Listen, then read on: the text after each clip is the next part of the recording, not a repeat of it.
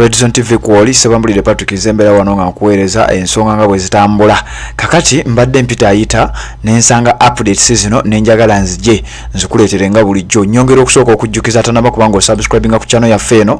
Kirira wansi awo olabe ekigambo subscribe kikwateko osubscribinge okwate ne kade aka notification obere nga tomissinga nsonga yonna. Essaawa eno njagala okujjukiza oba njagala okutegeeza nti department eya SFC oba Special Forces Command yaweereddwa omulimu ogw'okubeera nga yegenda okuzibikira ebituli oba ebiraka ebiri mu nguudo z'omu kibuga Kampala. Ensonga lwaki nkuleetedde update eno kubanga gana amawulire gabadde gaggulo.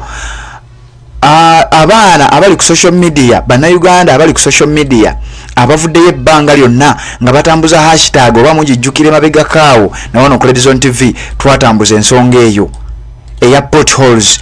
Abaana hashtag eyo gye batuuma National Potholes Exhibition, simanyi oba mugijjukira issue eyo. Bannayuganda batambuza hashtag eyo ng'eyolesa ebinnya by'enguudo ebiri eziri mu Kampala, ebinnya eby'enguudo ezandibadde eza chorus oba n'enguudo zonna embi eziri naddala mu kibuga ekikulu ekyandibadde ekibuga ky'eggwanga ekikulu Kampala.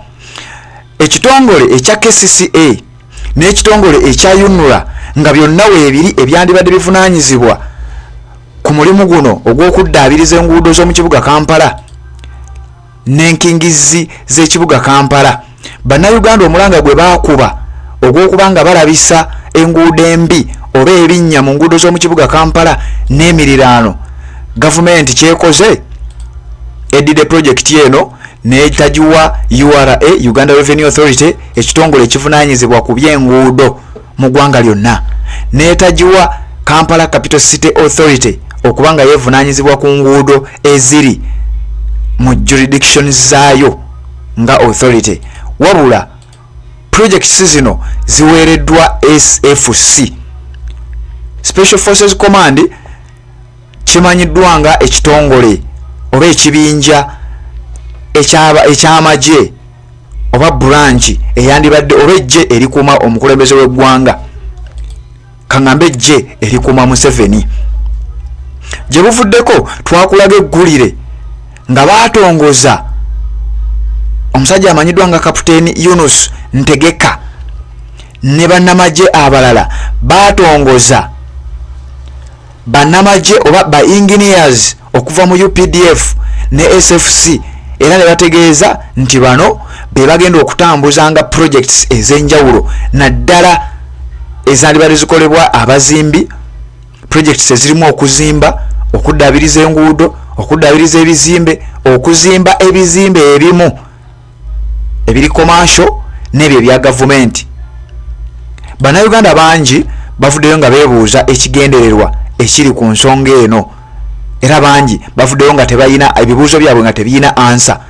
Kyofula banzi wano ku Red Zone TV nsazeewo mbikuleetere. Kigendererwa ki ekiri emabega w'abasajja bano? Kigendererwa ki ekiri emabega wa gavumenti ya Museveni ya NRM okubanga projects nga zino bazikwasa bannamagye?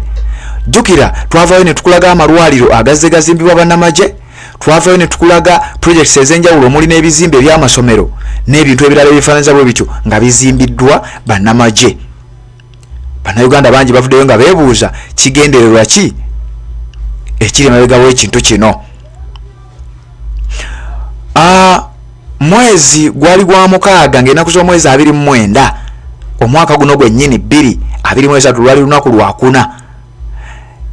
Uganda People's Defence Forces ne State Minister for Defence Jacob Oboth mu budde obwo handing over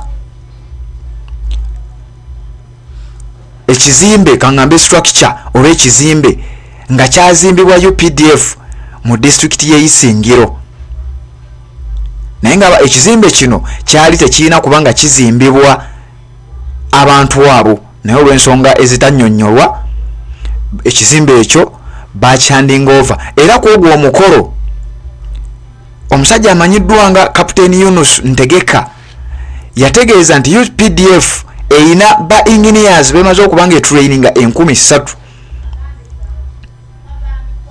era ne bategeeza by omwezi ogwali guddakaawo ogw'omusanvu bajja kuba baweze 5,000. kati Munnayuganda yatuteredde ekibuuzo kino mu comments, naffe ne tugamba tugenda kireeta twogere ku nsonga eno. Yabadde yeebuuza bwe kiba nga mu gw'omukaaga UPDF yalina ba engineers 3,000 nga mu gw'omusanvu yalina 5,000, kati olwaleero bayinawo omwezi ogw'11 bayina ba engineers bameka era projects mmeka ze bakwasaganya.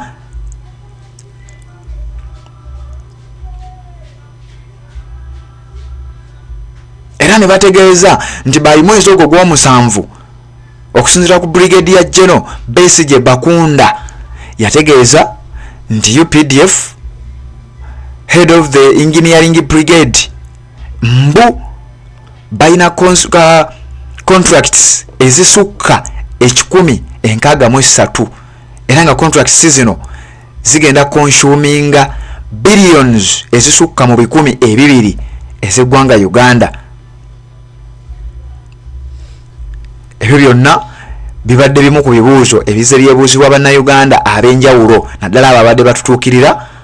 Kati we tutuukidde olwaleero olunaku lw'ejjo ng'ennaku z'omwezi 31 nga tuwunzika omwezi ogw'Ekkumi, Special Forces Command yaweereddwa omulimu ogw'okuba nga yegenda okonstructinga oba okulinovatinga enguudo z'omu kibuga Kampala, era nga kitegeezebwa mbu kilometers oba square kilometers 1,934 ze nguudo ezirina ebinnya eziri mu kibuga Kampala n'okwetooloolawo. Era ne bategeeza nti by mid December bwe tunatuukira mu makkati gw'omwezi gwa December omwaka guno gwennyini 2023 enguudo zino zijja kuba zitereezeddwa zonna, era mbu ssente ezisukka mu buwumbi obubiri ziteeberezebwa okuba nga zigenda kukozesebwa. Era ne batulaga nti bagenda kutandikira mu bimu ku bifo bye tulowooza nti bya bbeeyi mu ggwanga Uganda. Okusinziira ku kiwandiiko kye tufunye kiraga nti bagenda kutandikira Kololo ku lunaku olw'Emmande, ndowooza lwe lw'ejjo. Kololo waliyo potholes.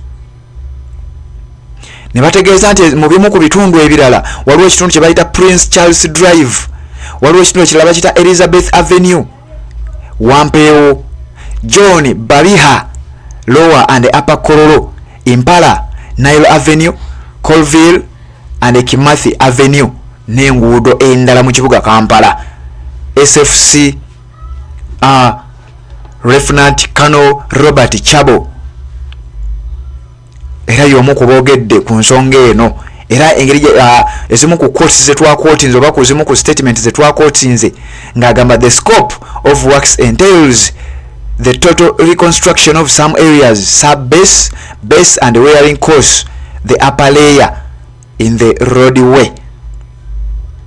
Ne bategeeza nti after Kololo bayinginiyazi okuva mu SFC bagenda kubanga balumba batereze enguudo omuli Kiyembe wakati mu kibuga Kampala ne Old Kampala oba Kampala mukadde.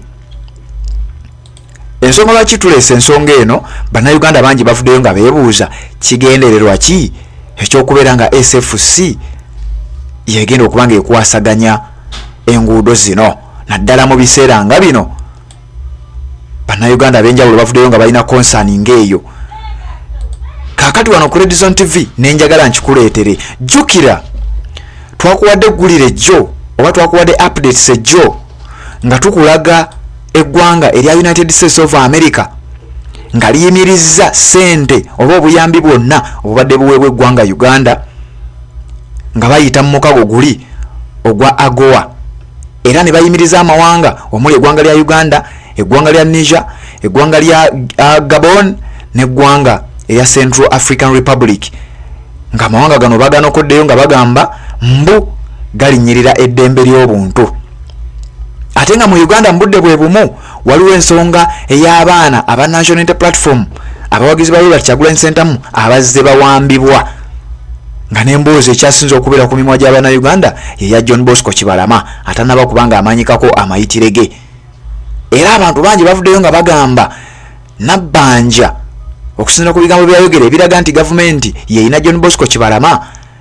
Statement zize zitambula nga ziraga nti statement yeno yatambulira netuuka wala, era ne batutegeeza nti bannayuganda ababanja John Bosco Kibalama temussa mukono olw'ensonga nti statement ya Nabbanja yandibanga yemu ku statement ezireese ebizibu ebiviiriddeko kino. Red Zone TV kwoli bwe batonaba kubanga osubscribinga nyongera okujjukiza kirira wansi awo olaba ekigambo subscribe kikwateko osubscribinge ku channel yaffe eno okwate ne kade aka notification ojja kuba tomissinga nsonga yonna. Nawe watulabira ku Facebook gye tuli, ku Twitter gye tuli, ku TikTok gye tuli ne Instagram bwe tutyo tulinayo account nga Red Zone TV. So ne nyongera okusaba genda ku YouTube yo osubscribe oteekemu Red Zone TV osubscribinge ku channel eyo oberenga tomissinga nsonga yonna. Sebambulire Patrick Nsemberanga wano nga nkuweereza embeera nga bwetambula tuberenga tukwasaganya ensonga eno. Mbagala nnyo okubanga mutambula naffe mwebale kubanga mukyagoberera Red Zone TV.